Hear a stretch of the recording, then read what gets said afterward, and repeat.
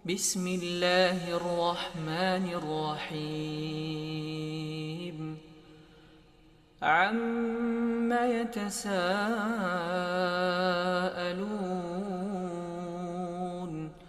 عن النبأ العظيم الذي هم فيه مختلفون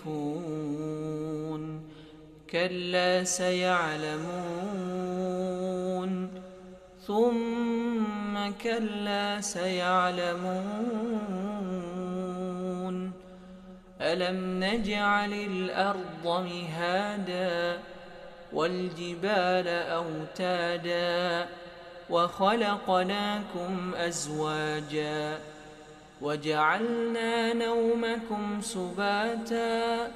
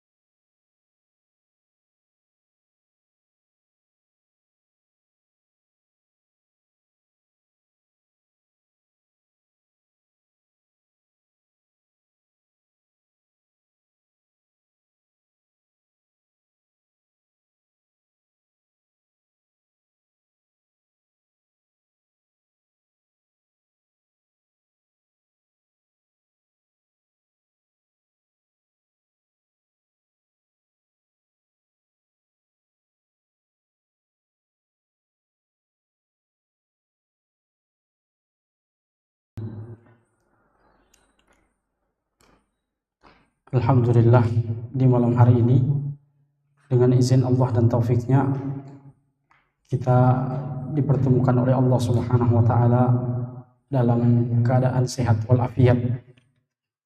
Walaupun wajah yang berada di hadapan antum berbeda dari yang biasanya. Harusnya Ustadz kita, Ustadz Muhammad Yusran Ansar yang sering membawakan taklimnya dalam kitab Asy-Syama'il Muhammadiyah yang dikarang oleh Al-Imam Muhammad bin Isa At-Tirmidzi. Namun karena ada tugas beliau sore tadi, bahkan dari pagi melakukan safar ke Sidrap, ada panggilan dakwah ke Sidrap, maka Ustadz kita harus berangkat tadi ke Sidrap. Oleh karena itu kami yang ditugaskan untuk mengganti beliau pada malam hari ini. Mudah-mudahan kita bisa mengambil faedah dari sedikit ilmu yang kami miliki, insya Allah. Pada malam hari ini, ikhwah sekalian, rahimakumullah, tema yang akan kita sampaikan seperti yang sudah diketahui bersama, yaitu mengukir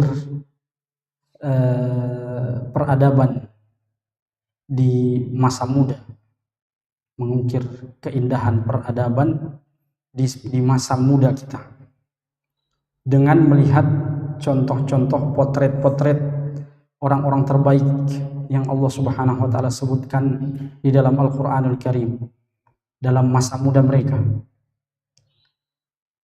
Ikhwas sekalian yang sama-sama dirahmati Allah Subhanahu wa taala, masa muda merupakan masa keemasan. Sebagaimana yang sama juga kita ketahui bahwasanya masa muda ini merupakan masa kejayaan seorang manusia. Di masa mudalah seorang manusia mencapai fase kehidupannya yang paling tinggi dalam fase-fase kehidupan yang dia lewati dalam kehidupan ini.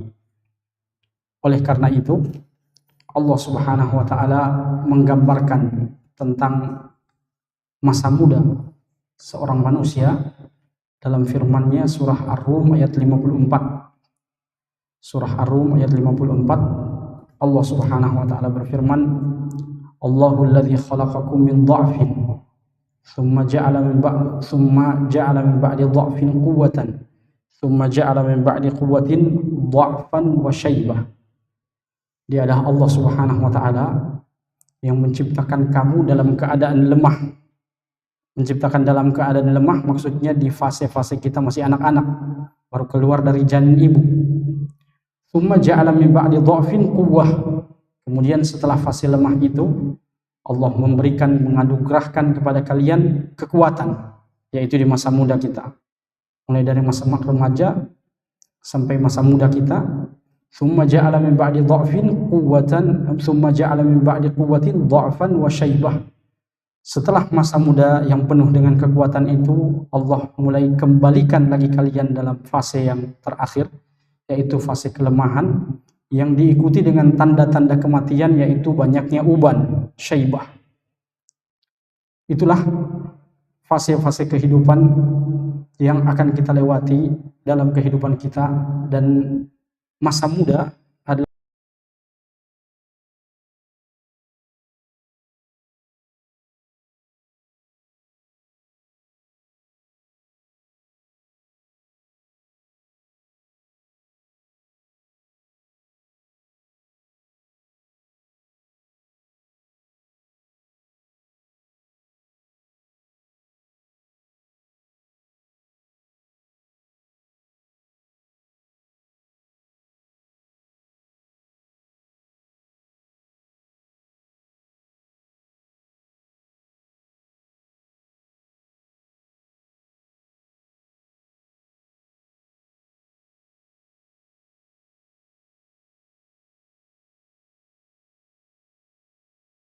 dia adalah wala utiyal ilma alimun illa wa huwa syabun, dan tidaklah seorang alim menimba ilmu dengan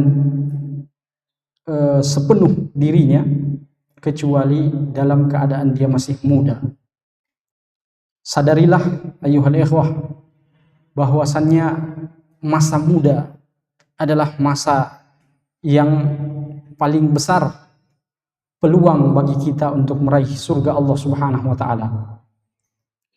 Pernah mungkin kita dengar hadis Hasan dan Husain sebagai pemimpin-pemimpin para pemuda di surga Allah Subhanahu wa taala kelak. Ini berarti bahwasannya akan ada pemuda-pemuda yang memperjuangkan agama Allah Subhanahu wa taala yang akan berbaris di belakang Hasan dan Husain dalam memasuki surga Allah Subhanahu wa taala insyaallah. Dan mudah-mudahan kita semua tergolong dalam pemuda-pemuda tersebut insyaallah.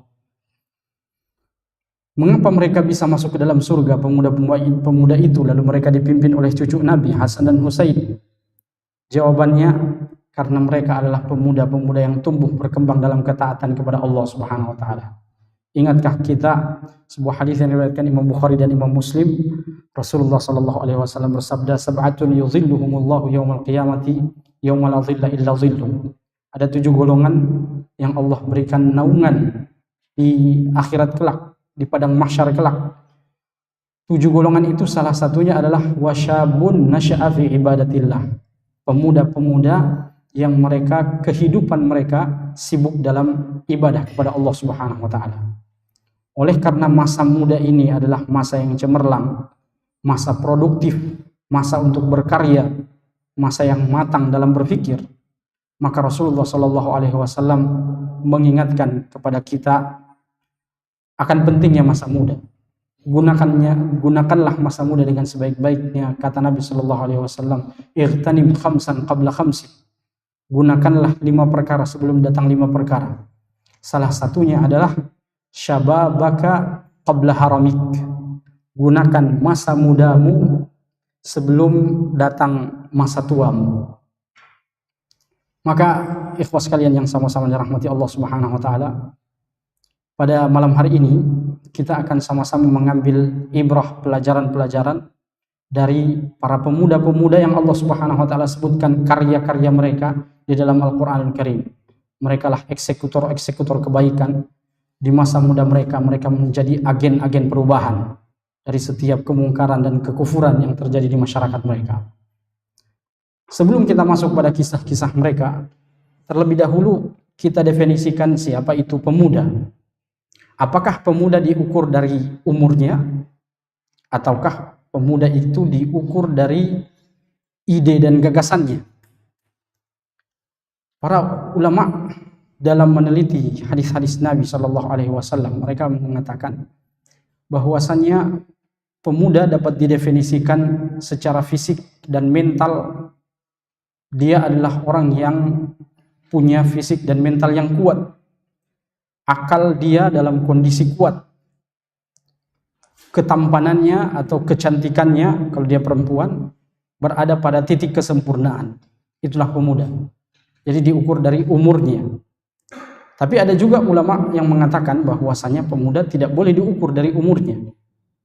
Mengapa? Alasannya, karena kalau kita ukur pemuda dari umurnya, maka umat-umat terdahulu yang berumur 900 tahun, 500 tahun, 700 tahun tidak bisa kita ukur mudanya kapan. Tidak bisa kita ukur, oh mudanya waktu umur 300 tahun.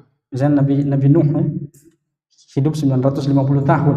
Berarti masa mudanya berapa itu? Ya, tidak bisa diukur dengan angka. Maka masa muda, para ulama yang kedua mengatakan, diukur dengan kuatnya ide dan gagasan. Visi dan misinya sangat matang. Oleh karena itu, kalau kita mengaca pada sejarah Nabi SAW memimpin perang pertama, perang Badar, yang menjadi perang yang menentukan kemenangan kaum muslimin atas orang-orang kafir.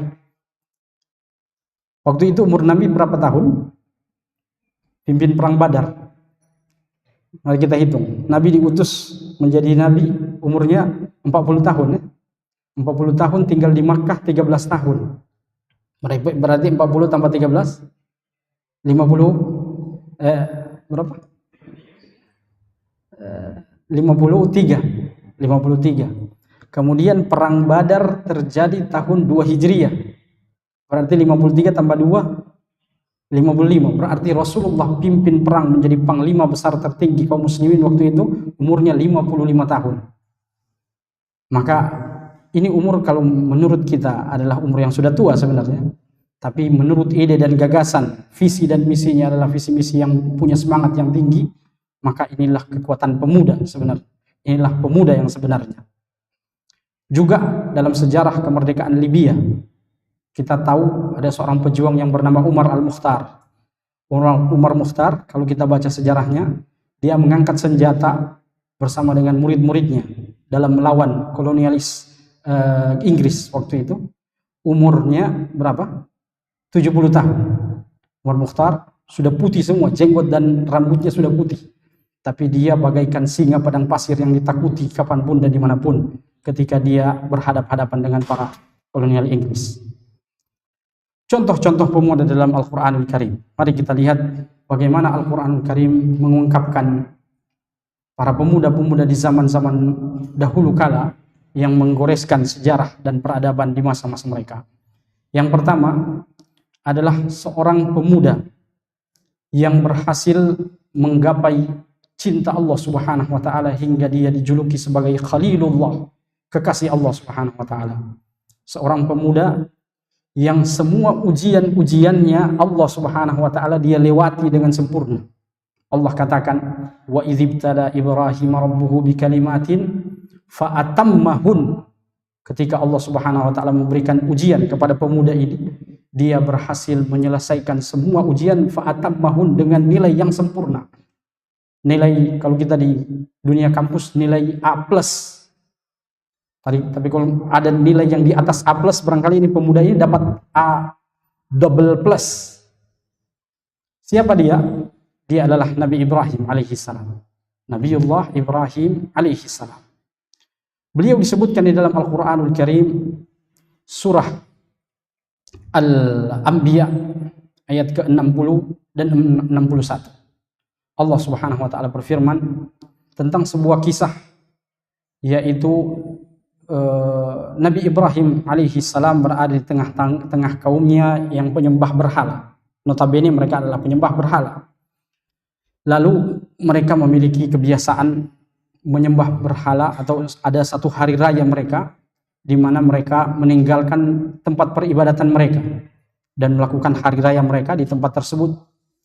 Di saat tempat ibadah itu sunyi, maka Nabi Ibrahim datang di tempat ibadah itu dan menghancurkan semua berhala-berhala dan disisakan satu yang paling besar. Lalu digantungkan kapak di atas lehernya. Itu sejarah yang kita sering dengarkan. Kemudian setelah kejadian itu berlalu, mereka selesai dari acaranya, pergi ke tempat peribadatan, ternyata di situ sudah hancur lebur semua Tuhan-Tuhan mereka. Lalu mereka bertanya-tanya, siapa yang menghancurkan Tuhan kita ini? Lalu ada salah satu dari mereka yang mengetahui bahwa ada seorang anak muda yang tidak suka menyembah berhala. Qalu sami'na fatan, disebutkan kata fatan, seorang pemuda. Kami mendengar di kota kita ini ada seorang pemuda, yadhkuruhum, yang selalu disebut-sebut dia tidak suka menyembah berhala. Yuqalu lahu Ibrahim, namanya adalah Ibrahim. Qalu fa'tu bihi ala ayunin nasi la'allahum yashhadun. Mereka mengatakan, kalau begitu tangkap anak muda tersebut dan jadikan dia sebagai bahan pelajaran bagi seluruh masyarakat yang ada di kota kita. Itulah Nabi Ibrahim alaihissalam. Apakah ketika dia mematahkan leher-leher patung-patung tersebut dia tidak tahu konsekuensinya? Dia tahu konsekuensi. Konsekuensinya apa? Mati. Melawan kekuasaan pemerintah yang waktu itu sudah menjadi keyakinan bagi seluruh masyarakat, dari paling atas, dari pemimpin-pemimpin teratas, menteri-menterinya sampai masyarakatnya, dengan kekuatan seorang pemuda, hanya satu orang, melawan kekuatan yang luar biasa. Tapi itulah pemuda, dia mengukir sebuah peradaban baru dalam kehidupannya sehingga mengembalikan peribadatan hanya kepada Allah Subhanahu wa taala. Ketika itu Nabi Ibrahim, seperti yang kita ketahui dalam surah Al-Anbiya tersebut, dalam ayat-ayat berikutnya, Nabi Ibrahim ditangkap. Setelah ditangkap, dibuatkan api yang sangat besar. Dalam sejarah, dalam Qasasul Anbiya wal Mursalin, disebutkan oleh Al-Imam Ibnu Katsir bahwasannya api yang mereka buat di tengah lapangan yang besar itu, saking besarnya itu api, maka Ibrahim itu dilemparkan dengan manjanik, dengan ketapel besar. Karena kalau mereka mendekat ke api itu, mereka akan hangus.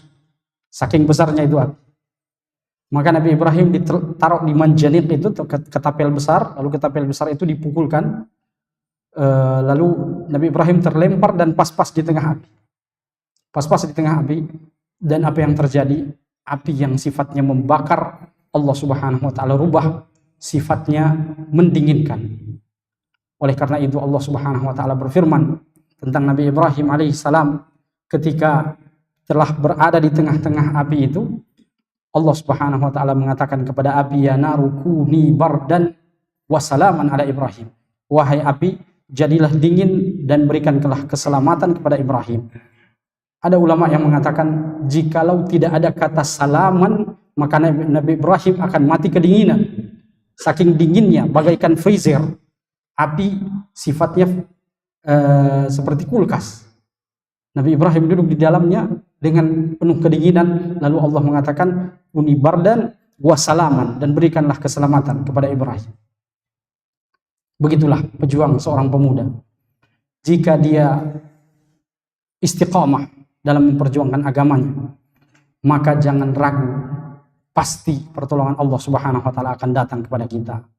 Kalau kita sebagai pemuda-pemuda di zaman ini yang melihat kemungkaran-kemungkaran terjadi di tengah-tengah masyarakatnya, lalu kita punya semangat seperti Nabi Ibrahim alaihissalam dalam merubah kemungkaran, maka insya Allah pasti peruntungan Allah Subhanahu wa taala akan selalu diberikan kepada kita. Berikutnya, ternyata Nabi Ibrahim bukan hanya seorang pemuda pemberani, tapi dia seorang pemuda yang cerdas, luar biasa.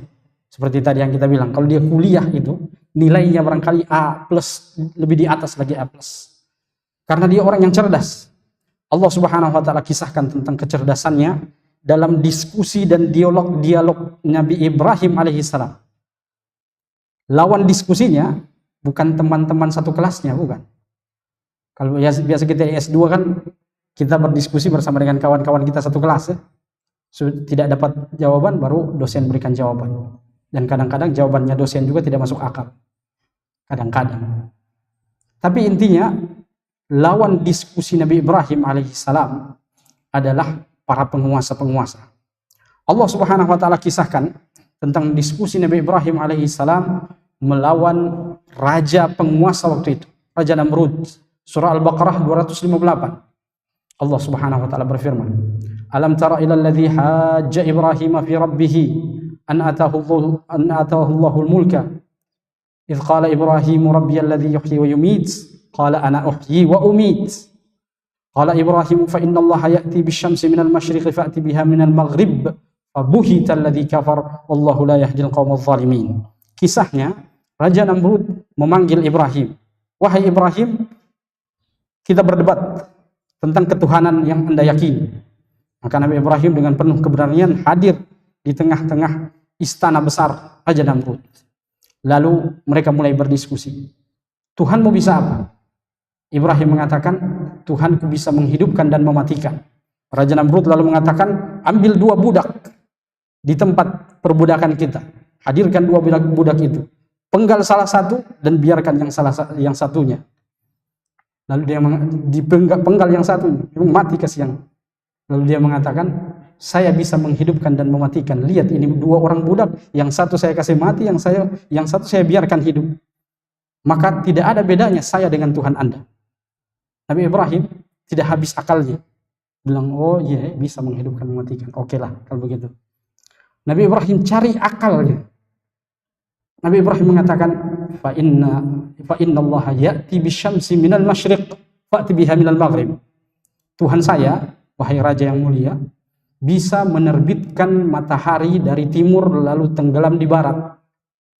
Apakah Anda dengan kekuasaan dan kekuatan Anda bisa menerbitkan matahari dari barat lalu benamkan di timur?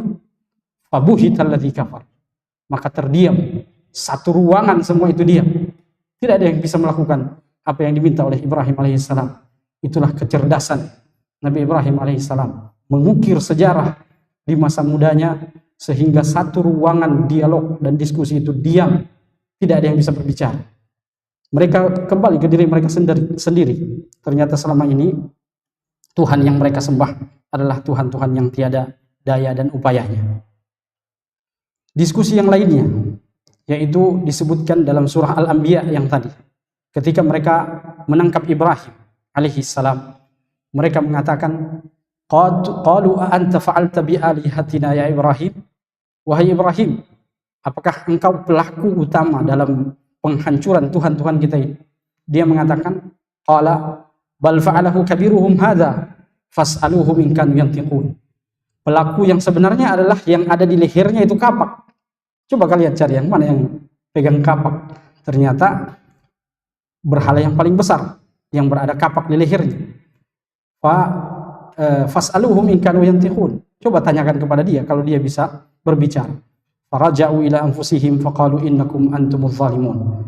Lalu di tengah-tengah diskusi dan dialog yang panas itu, mereka kembali kepada diri mereka sendiri. Memang ternyata selama ini kita sembah berhala yang tiada upaya dan dayanya, dan kita sudah salah melakukan peribadatan selama ini.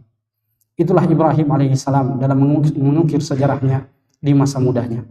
Maka jadilah kita pemberani seperti Nabi Ibrahim alaihissalam, melawan setiap kezaliman walaupun pengusungnya adalah penguasa-penguasa yang kuat dan memiliki kerajaan-kerajaan di tangan mereka. Jadilah kita orang-orang cerdas seperti Ibrahim alaihissalam yang bukan hanya berani tapi mendalam ilmunya dalam bidang keagamaan, sehingga walaupun dia didebat dengan debat-debat yang seperti kita saksikan tadi, namun dia bisa mematahkan semua argumentasi-argumentasi yang diberikan kepadanya alaihi salatu wassalam. Kisah kedua yaitu kisah Nabi Yusuf alaihi salam. Nabi Yusuf alaihi salam ketika digoda oleh Zulaikha, yang disebutkan oleh para ulama bahwasanya Zulaikha waktu itu adalah wanita tercantik seluruh alam semesta, seluruh dunia. Dia adalah wanita yang tiada bandingannya kecantikannya di atas muka bumi ini. Ketika dia digoda oleh Zulaikha, waktu itu umurnya Yusuf masih muda, masih fatan. Sebagaimana yang Allah Subhanahu wa taala sebutkan di dalam Al-Qur'anul Karim, wa qala nisbatun fil Madinah imra'atul azizi turawidu fataha. Lagi-lagi kata fatan, fata pemuda. An nafsihi qad syaghafaha hubba.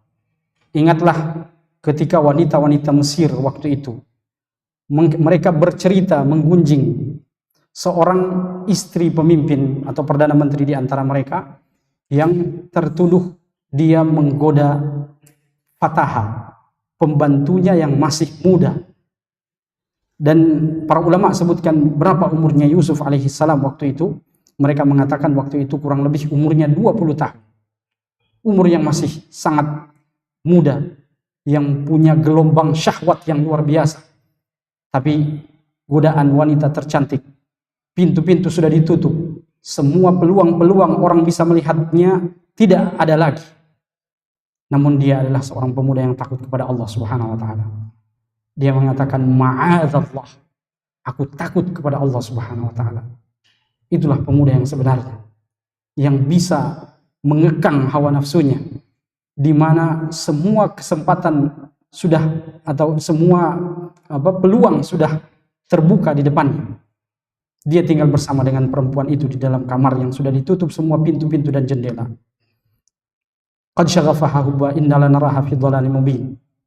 Itulah Yusuf alaihissalam yang Allah Subhanahu wa taala firmankan tentang keindahan wajahnya dalam Al-Qur'an Al-Karim, bahwasanya dia bagaikan ketampanannya bagaikan malaikat. Allah Subhanahu wa taala mengatakan, falamma wa qatta'na aydiyahunna wa qulna hasya lillahi ma hadza bashara. Ketika wanita-wanita itu memotong dan mengiris-ngiris tangan mereka karena terbuai dengan ketampanan Yusuf alaihissalam, ma hadza bashara, ketampanan laki-laki ini bukan seperti ketampanan manusia, in hadza illa malakun karim, ketampanan ini hanya dimiliki oleh para malaikat. Ketampanan yang luar biasa, kesempatan berbuat maksiat berada di depan mata, tapi beliau dengan kekuatan menahan hawa nafsu di saat-saat seperti itu, menahan rayuan, bujuk rayuan seorang wanita yang paling cantik dengan mengatakan ma'adzallah, aku takut kepada Allah Subhanahu wa taala. Yusuf alaihissalam, ayyuhal ikhwah, bukan hanya sekadar seorang yang kuat dalam menahan hawa nafsunya, tapi juga jika kita melihat dari awal surah Yusuf hingga akhirnya, banyak sekali pelajaran yang bisa kita ambil darinya. Di antaranya akan kuatnya kesabaran Yusuf alaihissalam menghadapi pahit getirnya dan perihnya perpisahannya dengan orang tuanya. Orang yang paling kita cintai dalam kehidupan kita mungkin adalah orang tua. Orang yang sejak kita kecil, mereka lah yang paling berjasa. Kesayangan dan kasih sayang yang mereka berikan tiada tara. Tapi ketika kita berpisah dengan mereka, entah itu berpisah di dunia dalam perantauan kita menuntut ilmu, atau berpisah untuk selama-lamanya dalam perjalanan mereka ke akhirat, itu adalah perpisahan yang perih, perpisahan yang sangat sakit terasa di dalam hati. Tapi Yusuf alaihissalam memberikan kepada kita pelajaran yang sangat luar biasa, sabar dalam sebuah perpisahan bersama dengan ayah yang dicintainya. Ketika kakak-kakaknya mereka berkhianat kepada ayah mereka, waja'u abahum isya'i yabkun, pada waktu isya, kakak-kakaknya yang telah merempar dia di dalam parit itu, di dalam sumur itu, kakak-kakaknya datang kepada ayah mereka sambil menangis, yabkun. Qalu ya abana inna dhahabna nastabiq wa tarakna Yusufa inda mata'ina fa akahlahu dhi'b. Wahai ayah kami sibuk mengurus hewan-hewan gembalaan kami, lalu kami tidak melihat saudara kami Yusuf yang sudah dimakan oleh serigala. Waja'u ala qamisihi bidamin kadhib. Lalu mereka datang di depan ayah mereka sambil membawa baju Yusuf yang sudah penuh dengan lumuran darah palsu yang mereka buat sendiri. Lalu Nabi Yakub, bapaknya Yusuf, mengatakan, bal sawwalat lakum anfusukum amra. Saya menduga ini adalah perbuatan-perbuatan kalian saja. Fasabrun jamil wallahul musta'anu ala ma tasifun. Kesabaranlah yang paling indah, sikap yang terbaik saat ini. Wallahul musta'an ala ma tasifun. Kesabaran yang dilakukan oleh Yusuf alaihissalam dan kesabaran ayahnya hingga menangis dan buta matanya merupakan kesabaran yang Allah Subhanahu wa taala balas dengan keindahan, yaitu kesabaran yang Yusuf alaihissalam rasakan di dalam hatinya hingga nantinya beliau menjadi Perdana Menteri di Mesir, seorang pemimpin yang luar biasa dan memberikan manfaat bagi banyak kehidupan manusia di atas permukaan bumi. Kemudian Nabi Yusuf alaihissalam bukan hanya sekedar sabar akan perpisahan, tapi juga seorang yang sabar dalam menghadapi cobaan hidup. Beliau pernah ditahan dalam penjara. Falabitha fis sijni bid'a sinin. Bid'a dalam bahasa Arab antara angka 3 sampai angka 9. Bid'a sinin.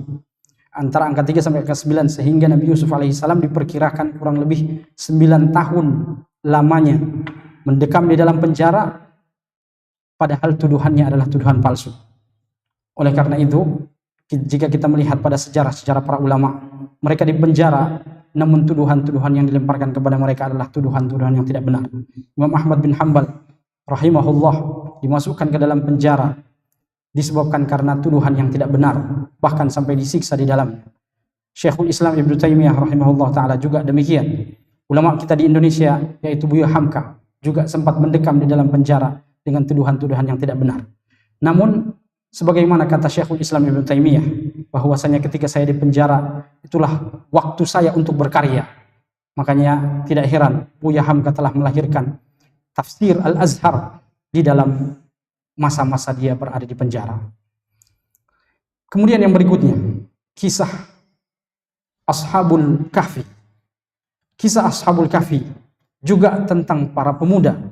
Allah Subhanahu wa taala ceritakan dalam surah Al-Kahfi ayat 13, "Nahnu naqussu 'alaika naba'ahum bil haqq innahum fityatun amanu bi rabbihim wa zidnahum huda." Kami kisahkan kepadamu wahai Muhammad tentang berita-berita Ashabul Kahfi itu. Sesungguhnya mereka adalah fityah, pemuda-pemuda. Fityatun jamak dari kata fata. Fatan fityah. Amanu bi rabbihim wa zidnahum huda. Mereka beriman kepada Tuhan mereka dan kami berikan tambahan hidayah kepada mereka. Ashabul Kahfi sebagaimana kita tahu bersama dalam ayat-ayat yang selalu kita baca di hari-hari Jumat seperti ini tadi, bahwasanya mereka adalah 7 orang pemuda yang disertai dengan 1 ekor anjing mereka. Mereka adalah pemuda-pemuda yang hidup di sebuah pemerintahan, lagi-lagi kezaliman pemerintahan. Hidup di sebuah kezaliman pemerintahan yang mana rajanya memaksa mereka untuk menyembah kepada selain Allah Subhanahu wa taala. Namun mereka berada pada kesucian dan kemurnian agama Musa alaihissalam. Para ahli sejarah mengatakan Ashabul Kahfi ini berada di antara fase Musa dengan Isa alaihissalam. Berarti mereka adalah pemuda-pemuda yang masih mendapatkan atau masih konsisten dengan akidah Musa alaihissalam. Mereka dipaksakan untuk menyembah kepada selain Allah Subhanahu wa taala. Namun mereka kokoh, teguh untuk mendakwahkan akidah tauhid, hanya penyembahan kepada Allah Subhanahu wa taala. Allah kisahkan tentang istiqomah dan kekokohan mereka dalam ayatnya surah Al-Kahfi ayat ke-14. Warabatna ala qulubihim idh qamu faqalu, ketika mereka berdiri tegak menyampaikan dakwah ini. Faqalu, lalu mereka menyampaikan kepada para penguasa-penguasa. Sebelum kita masuk ke ayat ini 7 orang pemuda ini ayyuhal ikhwah disebutkan dalam tafsir Ibnu Katsir bahwasanya mereka punya orang tua. 7 orang pemuda ini punya orang tua adalah menteri-menterinya raja tersebut. Mereka orang-orang terhormat. Secara ekonomi mereka adalah orang-orang kayanya masyarakat waktu itu. Ayah-ayah mereka orang-orang terhormat. Namun mereka tidak ingin ikut dengan penyembahan kepada selain Allah Subhanahu wa taala. Bahkan mereka kokoh, qamu, berdiri, faqalu, lalu mereka berdakwah mengatakan Rabbuna Rabbus samawati wal ard. Tuhan yang kita sembah, Rabb yang kita sembah adalah Rabb yang menciptakan langit dan bumi. Lan nad'u min dunihi ilaha laqad qulna idzan syatata. Kami tidak akan menyembah dan berdoa kepada selain Allah Subhanahu wa taala. Jika kita menyembah kepada selainnya, itulah kesalahan yang paling besar. Mereka adalah pemuda-pemuda yang Allah Subhanahu wa taala kisahkan bahwasanya mereka dizolimi oleh penguasa waktu itu hingga mereka tidak sanggup lagi untuk melanjutkan dakwahnya. Maka mereka melarikan diri di sebuah gua dan mereka tertidur di dalamnya selama 309 tahun. Allah Subhanahu wa taala selamatkan mereka karena mereka menyelamatkan agama Allah Subhanahu wa taala. Tentang pemuda-pemuda Ashabul Kahfi ini ayyuhal ikhwah, kita mengambil pelajaran yang sangat luar biasa. Bahkan Rasulullah sallallahu alaihi wasallam mengambil pelajaran dari mereka. Surah Al-Kahfi disebutkan dalam sejarah turun di masa-masa disiksanya para sahabat. Para sahabat di Makkah waktu itu, Umayyah bin Khalaf menyiksa Bilal bin Rabah sampai hampir mati. Bilal bin Rabah. Abu Jahal menyiksa Ammar bin Yasir dengan keluarganya, bahkan mati Yasir dan Sumayyah, orang tuanya Ammar. Ammar sudah hampir mati, tapi dia sengaja memuji-muji Tuhan, berharap-berharap orang-orang kafir Quraisy, sehingga dia dilepaskan. Lalu dia lari ke hadapan Nabi SAW dan mengatakan, saya sudah kafir wahai Rasulullah, saya telah memuji-muji Tuhan berhala itu. Lalu Rasulullah SAW mengatakan, jika engkau melakukan itu terpaksa, maka engkau tidak keluar dari Islam. Di saat Khabbab bin Arth disiksa oleh Ummu Umarah, yang waktu itu bentuk siksaannya tidak kalah daripada Bilal bin Rabah, yaitu besi yang dipanaskan dengan titik panas yang sangat tinggi sehingga memerah besi itu, lalu ditempelkan ke atas kepalanya Khabbab bin Arth sampai habis rambutnya, disebabkan karena siksaan yang luar biasa itu. Khabbab bin Arth sempat datang kepada Nabi SAW lalu mengatakan, wahai Rasulullah, engkau menjanjikan kepada kita, Allah tolong kita yang berdakwah dengan agama Allah. Wa mata nasrullah, kapan pertolongan Allah Subhanahu wa taala itu datang? Sampai segitunya sudah sedih hatinya mereka dalam berdakwah kepada Allah Subhanahu wa taala, kapan pertolongan Allah datang? Tapi belum datang pertolongan Allah Subhanahu wa taala. Nantilah mereka diizinkan untuk melawan kalau ketika mereka punya kekuatan, yaitu ketika mereka sudah berhijrah. Ketika saat-saat yang sangat genting itu, maka Allah turunkan ini surah Al-Kahfi. Allah turunkan surah Al-Kahfi sehingga Rasulullah SAW mengambil pelajaran dari Ashabul Kahfi. Ketika kalian dalam keadaan genting, sempit, terhimpit oleh semua kezaliman kekuatan yang berada di sekitaran kalian, maka larikanlah diri kalian. Maka Rasulullah SAW mengatakan, wahai sahabat-sahabatku, berhijrahlah kalian ke Habasyah, karena di sana adalah seorang raja, la yuzlamu indahu ahad, yang tidak ada seorang pun yang dizalimi di sisinya. Maka para sahabat mengambil intisari kisah Ashabul Kahfi, mereka berhijrah waktu itu. Hijrah yang pertama dikenal dalam sejarah Islam, yaitu dari Makkah ke Habasyah, Ethiopia sekarang. Mereka menyeberangi Laut Merah. Kalau kita lihat di sejarah di peta, mereka menyeberangi Laut Merah, sampai Laut Merah di sebelah itu bagian Afrika Selatan, di bagian bawah di situ Ethiopia. Itu adalah Ashabul Kahfi, yang mana Rasulullah SAW mengambil pelajaran dari mereka. Maka kita hendaknya juga orang-orang yang lebih layak untuk mengambil pelajaran daripada Ashabul Kahfi. Kisah yang keempat, yaitu Ashabul Ukhdud. Isanya aja berapa? Isya Ustaz Abdullah. Kalau sudah masuk kita stop. Ya, baik. Lesa lam yadkhul. Baik. Kisah Ashabul Ukhdud, yaitu sebuah surah di dalam Al-Qur'anul Karim, surah Al-Buruj. Qutila Ashabul Ukhdud, telah dibantai Ashabul Ukhdud, orang-orang yang dibantai di dalam tanah yang digali. Ukhdud itu tanah yang digali, kemudian dibakar di dalamnya, lalu dilemparkan manusia ke dalamnya. Bagaimana ini kisah Ashabul Ukhdud?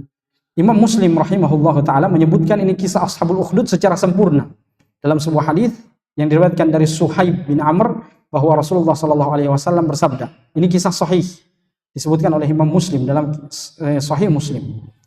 Kisah Ashabul Ukhdud secara ringkas, karena hadisnya cukup panjang ini kisah Ashabul Ukhdud, kita langsung ringkas. Ada seorang pemuda, gulam. Gulam itu, ayyuhal ikhwah, dia adalah pemuda yang belum baligh. Kalau syabab atau fatan, dia adalah pemuda yang sudah baligh. Tapi kalau gulam, dia adalah pemuda yang belum baligh. Kisahnya, gulam ini, anak muda ini, atau remaja, anak remaja ini, kalau di bahasa kita remaja, beliau adalah seorang remaja yang cerdas. Ketika seorang penyihir raja waktu itu, raja penguasa waktu itu, penyihirnya sudah tua renta, maka penyihirnya mengatakan, saya harus cari penerus sihir untuk tetap mengeksiskan kerajaan Anda, wahai raja. Maka raja mengatakan, oh iya, mari kita buka pendaftaran menjadi penyihir. Maka dibuka pendaftaran. Waktu itu ada seorang pemuda yang mendaftar. Maka diterimalah pemuda itu setelah tes wawancara, barangkali sudah lulus tes tulisan dan wawancaranya. Oh iya, ini yang terbaik. Maka dia diambil. Dia mulai dilatih oleh penyihir. Dari ilmu-ilmu dasar dia dilatih, ilmu-ilmu yang menengah sudah naik sedikit setelah dia ahli di bidang dasar. Kemudian ilmu yang lebih tinggi dari itu. Di tengah perjalanan seorang pemuda, dia anak kampung, pemuda dari kampung. Setiap kali dia pergi ke istana raja, maka di tengah jalan dia melewati seorang rahib, seorang ahli ibadah dari kalangan atau pengikut-pengikut Nabi Isa alaihi salam. Ahli ibadah yang mengasingkan dirinya di tengah hutan, karena waktu itu dia takut akan dibunuh oleh penguasa yang mana mereka sudah menyembah kepada selain Allah Subhanahu wa taala. Lalu rahib itu mengatakan kepada pemuda itu, saya akan ajarkan kepada Anda ilmu agama. Maka pemuda itu punya dua guru. Guru pertamanya adalah penyihir, guru keduanya adalah ahli ibadah ini, rahib. Dia belajar juga dari rahib sebagaimana dia belajar dari seorang penyihir. Dia mulai dari dasar-dasar, kemudian ilmu-ilmu pertengahan, dan dia sampai pada puncak ilmu-ilmu keislaman itu. Kemudian datanglah satu masa di mana seorang pemuda ini sudah ahli dua-duanya. Jadi dia sudah ahli sihir dan juga ahli dalam bidang agama. Kemudian pemuda itu lewat di sebuah jalan, ternyata ada satu hewan buas yang menutupi jalan sehingga penduduk kampung tidak bisa melewati jalan itu. Pemuda itu mengatakan, hari ini saya akan tes ilmu penyihir atau ilmunya rahib ini yang lebih dicintai oleh Tuhan penguasa alam. Maka dia tes dulu dengan ilmu penyihir. Ternyata ilmu sihir adalah ilmu yang hanya penuh dengan tipu daya. Maka tidak mempan ilmu sihirnya kepada hewan buas yang besar itu. Lalu dia pakai ilmunya rahib. Ilmunya rahib apa? Berdoa kepada Allah Subhanahu wa taala. Dia berdoa kepada Allah Subhanahu wa taala, ya Allah, jika Engkau mengizinkan, maka berikanlah efek yang kuat kepada batu ini untuk menyingkirkan hewan buas tersebut. Dilemparkan dengan bismillah, lalu hewan buas itu tiba-tiba mati dan masyarakat bisa melewati jalan tersebut. Setelah itu pemuda itu mulai yakin, ternyata ilmu yang saya timba selama ini ilmunya rahib yang lebih betul daripada ilmu seorang penyihir. Satu ketika dia didatangi oleh menteri terdekatnya seorang raja zalimin. Lalu menteri itu mengatakan, aku ini sudah dikena penyakit buta karena saya sudah tua. Maka apakah Anda sebagai murid terbaiknya tukang sihir, ada obatnya Anda? Dia mengatakan, saya bisa obat Anda, tapi dengan syarat Anda yakin dengan Tuhan saya. Siapa Tuhan Anda? Lalu dia mulai berdakwah, Tuhan saya adalah Allah, saya akan doakan kebutaan Anda. Kalau Allah mengizinkan, maka Allah akan sehatkan. Dia mengatakan, iya saya siap beriman kepada Allah. Dia beriman, lalu pemuda itu berdoa, lalu seketika matanya langsung sembuh. Ketika menteri itu pergi ke rajanya, maka rajanya heran, kau kan sudah buta selama ini, kenapa bisa melihat lagi? Lalu menteri itu mengatakan, waktu itu dia belum buka rahasia. Menteri itu mengatakan, saya sembuh dengan sendirinya. Lalu dia disiksa, menteri itu disiksa, sampai dia membuka suara bahwasanya saya disembuhkan oleh seorang pemuda yang selama ini Anda lihat berada di lingkungan istana. Lalu pemuda itu dihadirkan. Pemuda itu juga disiksa. Dari mana ilmu yang Anda miliki ini? Bukan ilmu penyihir. Selama ini Anda menimba ilmu dari siapa? Pemuda itu juga masih bungkam, tidak ingin menyebutkan gurunya yang berada di tengah hutan itu. Lalu dia disiksa hingga didatangkan gurunya. Dia mengatakan, saya punya seorang guru, yaitu seorang rahib yang melarikan diri di tengah hutan. Didatangkanlah rahib itu. Padahal kasihan rahib itu sudah melarikan diri, sudah bertahun-tahun lamanya di tengah hutan. Tapi akhirnya ketahuan juga. Itulah konsekuensi dakwah. Dan jika sudah ketahuan, maka tinggal tawakal kepada Allah Subhanahu wa taala. Dikisahkan ketika itu rahib itu disiksa oleh sang raja dan penguasa-penguasanya, diambil gergaji besar. Lalu dia digergaji dari bagian bawahnya. kakinya dikangkangkan begitu, digergaji dari bagian bawahnya hingga terbelah dua. Namun mereka sabar atas semua cobaan yang Allah Subhanahu wa taala berikan. Begitu pula dengan menterinya raja tadi, dibuka kakinya lalu digergaji menjadi dua. Lalu dikatakan kepada pemuda itu, jika engkau tidak kembali kepada agama nenek moyangmu, maka kita akan bunuh kau. Namun dia dengan keteguhan, seorang pemuda, lagi-lagi pemuda yang teguh dalam memegang agamanya, maka dia tidak suka untuk kembali kepada kekufuran. Ketika itu, maka raja memberikan cara yang mati lebih siksa daripada itu. Dia dibawa di atas gunung yang paling tinggi, lalu dilemparkan dari atas gunung. Dengan izin Allah Subhanahu wa taala, ketika pengawal-pengawal raja melempar dia dari gunung tebing yang paling tinggi sampai di bawah, dia masih hidup. Bahkan pengawal-pengawal raja yang membawa dia tadi di atas gunung, bergetar gunung itu, lalu mereka yang jatuh mati satu persatu. Dia pulang ke raja dan menghadap raja, wahai raja, anak buah Anda yang mati, saya tidak mati, alhamdulillah. Lalu raja mengatakan, kalau begitu lemparkan dia ke dalam laut, diikat kakinya dengan pemberat yang paling berat, lalu dia dibawa di tengah samudra yang paling dalam, dilemparkan dia ke dalam air, tapi ternyata Allah selamatkan dia di dalam air. Lalu datang gelombang yang besar, kemudian si pembawa-pembawa pemuda itu di tengah laut, mereka diterjang gelombang sampai mati. Pemuda itu keluar dari dalam air, menghadap lagi raja, wahai raja, saya tidak mati, alhamdulillah. Dengan izin Allah Subhanahu wa taala, maka raja itu mengatakan, bagaimana cara Anda supaya bisa mati? Dia mengatakan, caranya adalah Anda melemparkan panah tepat di leher saya dengan membaca Bismillahi Rabbi hadzal ghulam, dengan nama Allah Tuhan pemuda ini. Lalu raja itu mengatakan, oke, saya siap untuk membunuh Anda. Apa syarat-syaratnya? Syaratnya kumpulkan seluruh masyarakat kota ini untuk menyaksikan kematian saya.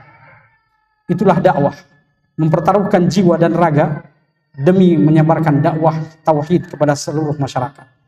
Lalu singkat cerita, raja itu melemparkan panah pertama, tapi dia tidak suka menyebutkan Bismillahirrahmanirrahim karena akan mencederai Tuhan-Tuhan mereka waktu itu. Dia lemparkan panah, dia tidak sebut Bismillah itu, panah itu sampai di leher jatuh, tidak tembus. Lalu dia lemparkan lagi panah yang kedua, namun tidak membaca Bismillah, panah itu juga sampai di leher dan tidak tembus. Pemuda itu mengatakan, syaratnya wahai raja, sebutkan Bismillahirrahmanirrahim. Dia angkat suaranya, lalu raja itu mengangkat suaranya dengan suara yang paling keras, Bismillahirrahmanirrahim, di panah tembus lehernya dan dia mati di tempat eksekusi tersebut. Namun setelah masyarakat semua melihat kejadian tersebut, mereka langsung yakin bahwasanya selama ini peribadatan kepada selain Allah Subhanahu wa taala tidak betul, dan yang benar adalah peribadatan kepada Allah Subhanahu wa taala.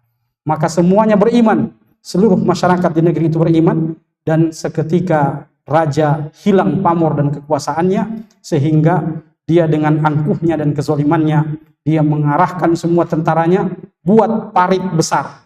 Lemparkan semua kayu-kayu yang paling besar di dalam parit itu, bakar, buat api, lemparkan semua masyarakat yang tidak mau kembali kepada agama penyembahan kepada selain Allah Subhanahu wa taala. Maka dilemparkan semua masyarakat-masyarakat yang enggan untuk kembali kepada agama nenek moyang mereka, dan semua ternyata tabah dengan apa yang ditentukan oleh raja. Mereka masuk. Qutila ashabul ukhdud. Ashabul ukhdud dalam bentuk jamak, karena waktu itu pembantaian besar-besaran yang dilakukan oleh raja, sehingga ada satu kisah yang disebutkan juga oleh Imam Muslim. Ada seorang ibu yang mana anak-anaknya dilemparkan satu demi satu di hadapan matanya. Kalau kita yang mati, ya ikhwah, dilemparkan dalam sebuah bejana yang penuh dengan api yang menyala-nyala, mungkin kita masih bisa sabar.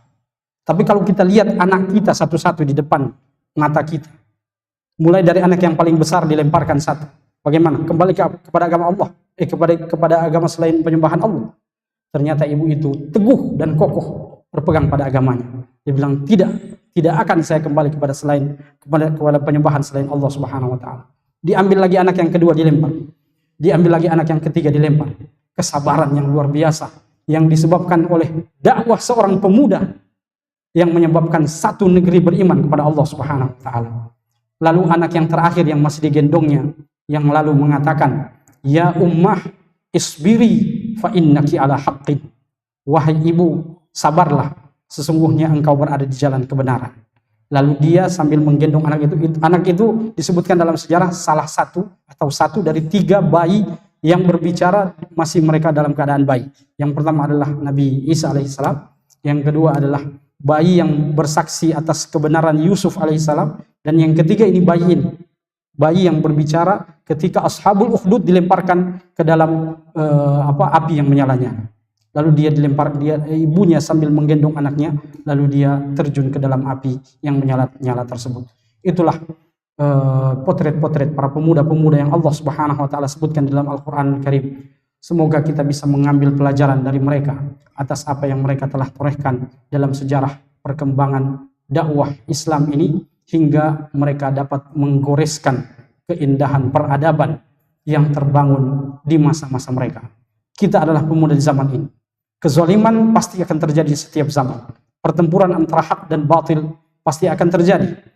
Apakah kita menjadi pemuda-pemuda yang tidak tercatat dalam sejarah, nama mereka mengharumkan sejarah-sejarah Islam dalam membangun peradaban? Ataukah kita akan menjadi pemuda-pemuda seperti yang kita sebutkan dalam kisah-kisah tadi? Sesungguhnya Allah Subhanahu wa taala mengisahkan mereka untuk menjadi pelajaran bagi kita. Ketahuilah ayuhal ikhwah, sekecil apapun perjuangan yang kita berikan dalam perjuangan menjayakan agama Allah Subhanahu wa taala, walaupun kita tidak dikenal di tengah-tengah masyarakat, mungkin nama kita tidak ditahu, kita sebagai seorang dai yang vokal di atas podium, kita tidak dikenal sebagai dai yang terkenal di seantero jagat alam semesta atau di Indonesia. Namun ketahuilah, satu langkah perjuangan agama Islam yang kita berikan dalam agama ini, pasti Allah Subhanahu wa taala akan catat, dan itu akan menjadi bekal bagi kita di akhirat nanti untuk memasukkan kita ke dalam surga Allah Subhanahu wa taala.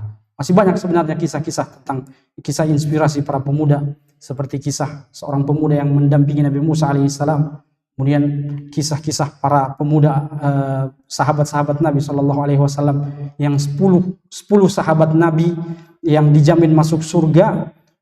7 di antara mereka adalah pemuda yang baru berumur 20 tahun. Kalau kita baca lagi sejarah mereka, dari 10 sahabat Nabi yang dijamin masuk surga, 3 di antara mereka yang sudah kepala 3, Abu Bakar, Utsman bin Affan, dan Abdurrahman bin Auf, itu sudah kepala 3. Tapi di bawah mereka masih berumur 20-an tahun, bahkan ada di antara mereka yang masih berumur 17-an tahun. Banyak sekali kisah-kisah pemuda-pemuda yang sangat menginspirasi kita dalam sejarah Islam. Mudah-mudahan kita bisa menapaki langkah-langkah kaki mereka dalam memperjuangkan agama Allah Subhanahu wa taala. Ini saja mungkin yang kita sampaikan pada malam hari ini. Mudah-mudahan ada manfaatnya. Subhanakallahumma hamdik, asyhadu an la ilaha illa anta, astaghfiruka wa atubu ilaik. Wassalamualaikum warahmatullahi wabarakatuh. Ya